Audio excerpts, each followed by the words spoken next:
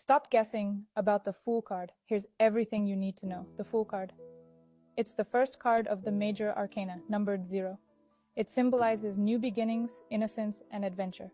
Imagine standing at the edge of a cliff, ready to leap into the unknown. The Fool is carefree, embodying spontaneity and a zest for life. Notice the white dog at his feet? It's a symbol of protection, guiding the Fool on his journey. The Fool's bag represents untapped potential, and the white rose in his hand stands for purity and freedom. The mountains in the background, they signify the challenges and obstacles ahead, but the Fool remains undeterred. When the Fool card appears in a reading, it encourages you to embrace new beginnings with an open heart. It's a reminder to trust the journey and have faith in the process.